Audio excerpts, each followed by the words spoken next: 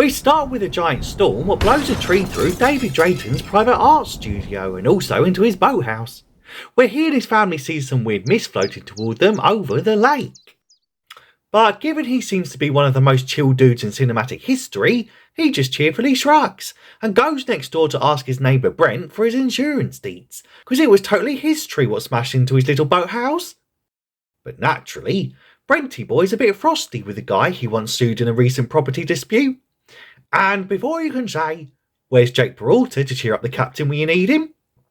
he asks for a ride into town, because another bleeding tree has only gone and smashed into his motor. On the way, they pass a load of military trucks before arriving at the store, and David lets his son walk off with his frenemy neighbour who recently sued him over a property dispute. Inside the packed store, we meet all the characters we're about to spend the next 2 hours with, including Sally, the sweet checkout girl, Ollie, the Toby Jones lookalike what loves to bag up groceries, and Mrs. Carmody, a stuck-up religious zealot with a worse attitude than a valley girl, who throws her Starbucks over the dyslexic server when they had the audacity to spell her name wrong on the cup. Meanwhile, some military peeps walk in looking for some grub, as Private Jessup gives Sally the eye and makes her blush harder than a virgin on Tinder. He then passes Mrs. Repler, an ancient schoolteacher, whilst the military boss tells the privates that their leave is cancelled, because shit's totally going down, son. And suddenly, the bloke what played Dale in The Walking Dead comes running in, screaming about how there's something in the mist. As said mist soon descends upon the town and makes a random man scream as he tries to enter his car. Or maybe he's been radicalised by Grumpy Thunberg and is just terrified of climate change and shit. How dare you! But then a massive earthquake occurs, and the room starts wobbling worse than Michael J. Fox dancing to a Shakin' Stevens track. Naturally, Mrs. Carmody reckons it's the end of days given she's a right religious nut. Though naturally, no one believes her, mainly because Arnold Schwarzenegger is nowhere to be seen. Anyway, Brent tries to calm everyone down, but a woman with kids at home says that she can't possibly stay, because she's a woman with kids at home. And this second Walking Dead actress then asks if anyone will be chivalrous enough to escort her through the mist.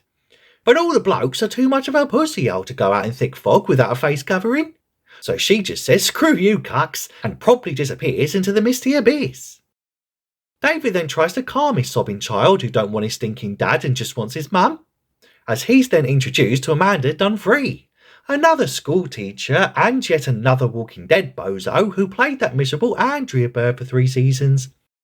Later, Drayton is checking the generator out back when something bangs on the shutters. So he gets a group of working class Joes to come check it out.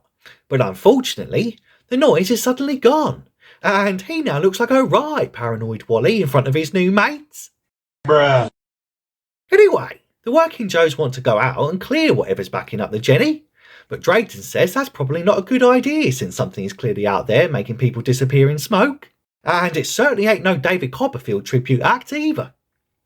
But they just call him a pussy and soon send the spotty teenage dweeb out to fix it. Hilariously, he then gets fondled by giant calamari, and much like my first degenerate Japanese girlfriend, is quickly forced into doing tentacle porn whilst clearly forgetting his safe word.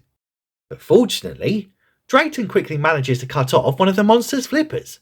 But alas, not in time to save poor Norm from getting gobbled up like a human McNugget. Damn! They then try to convince Brent about the killer tentacle monsters, but he's a posh lawyer who thinks these backward hicks and his arch frenemy are trying to mug him off with an elaborate prank, and soon threatens to sue Drayton all over again, and this time send him straight to jail and shit. So he takes him out back and totally shows him the aforementioned tentacle, which then dissolves into juice because reasons. But luckily, it's just enough to make most people believe him. Meanwhile, that Miss Carmody broad goes full Westboro and keeps banging on about God and shit, and about how this is that Godfellas retribution and they now have to pay for their sins in blood. So naturally, Andrea from The Walking Dead slaps the shit out of her. But that just makes her even more insufferably pious, and warns the group that the demons will totally come back again tonight, and when they do, they'll all straight up beg her to show them the light. Was some shit. Later, Andrea from The Walking Dead gets a gat out of her bag and says they can totally use it on the monsters if anyone knows how to shoot it. And hilariously, that Toby Jones cosplayer says he was a shooting champion back in '94, so he'll totally be in charge of the only serious weapon in the whole shop. Nice. Suddenly though, Brent and quote his people decide they're going to leave, because it's all nonsense anyway. And so Drayton ties a rope to a random biker as they start to head out. And before he can say, "Hey, what about your insurance details, buddy?" the rope suddenly gets yanked on, and they soon end up playing a game of tug of war with thin air, until only the bottom half of a torso returns.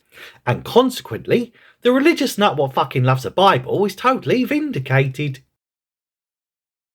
Later, Private Jessup flirts with Sweet Sally, the checkout girl, before she snogs his face off in the back room, when suddenly a giant mutant bug lands on the window outside.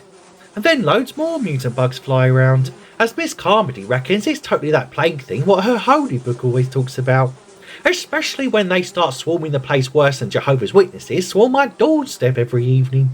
And I keep telling them, I have no idea who this Jehovah fella is, nor do I understand what I'm supposed to be witnessing. Anyway, one of the little nippers totally nips that sweet checkout girl before her face swells up and soon leaving her looking like Piers Morgan but on a good day. And naturally, she totally dies in disgust. Meanwhile, Toby Jones can't get a clean shot at this larger dragon-type monster what won't stay still long enough to get deaded.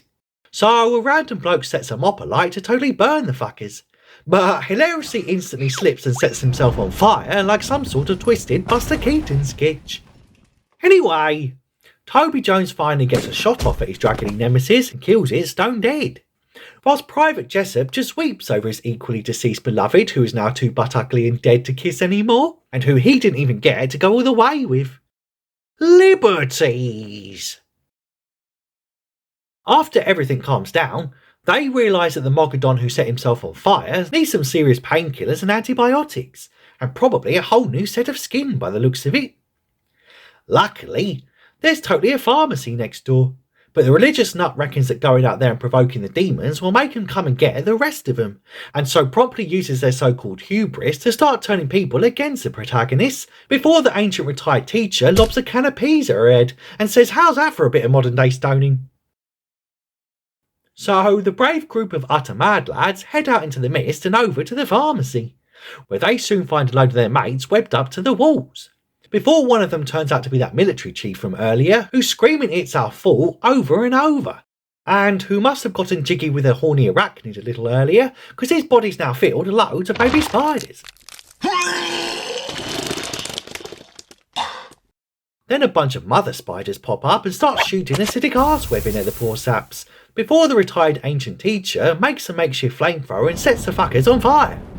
And before you can say, whose bright idea was it to bring an elderly coffin dodger on a highly dangerous mission, and I guess we're just lucky she turned out to be a total badass, they're forced to leave behind that random guy who just got his leg burned by acidic arse spray, and they soon return to the store totally traumatised. Especially that working class gym guy whose mind is now more broken than John Fetterman trying to rid an auto cue.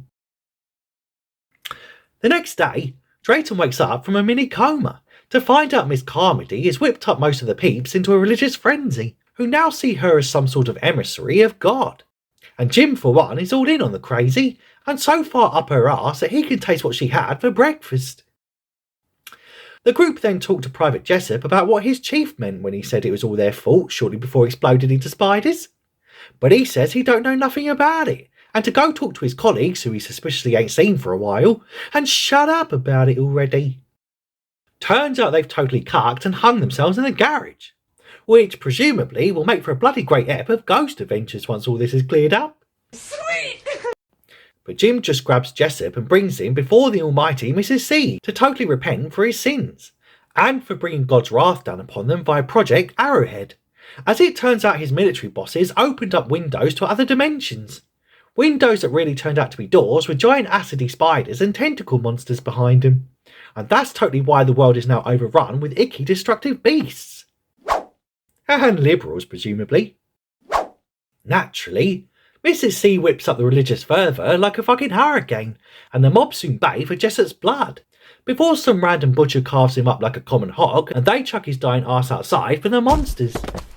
The next morning, the goody group, aka the non-nut job lot, decide to grab some food and make a run for it to the cars, because potential death by interdimensional tentacle monsters is far better than having to listen to a Catholic read Bible quotes and also stab up your mates to make sacrifices to supposed demons and shit.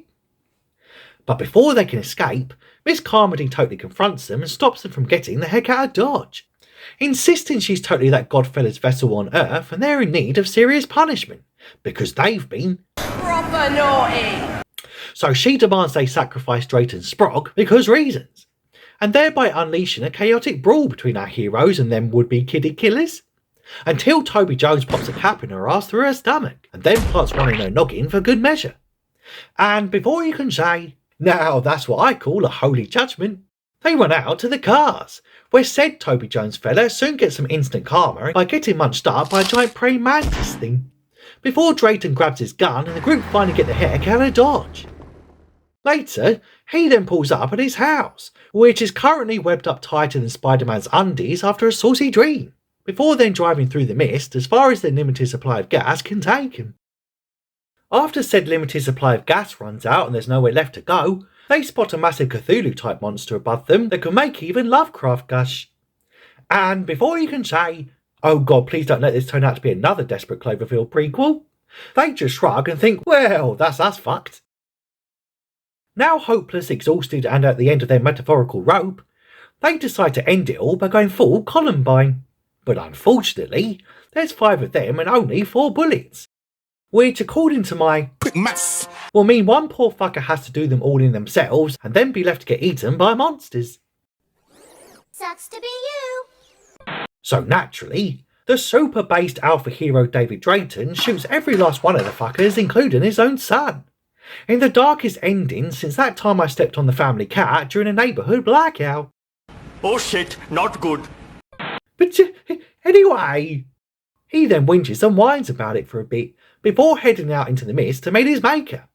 But his maker says he don't want no stinking kiddie killer, before a bunch of military tanks emerge from the evaporating mist and drive past him with refugees, as that woman with kids at home from earlier passes by, sticks 2 fingers up and says that's what you get for not being a gentleman and escorting a woman who has kids at home back home to her kids what she had at home. Was some shit.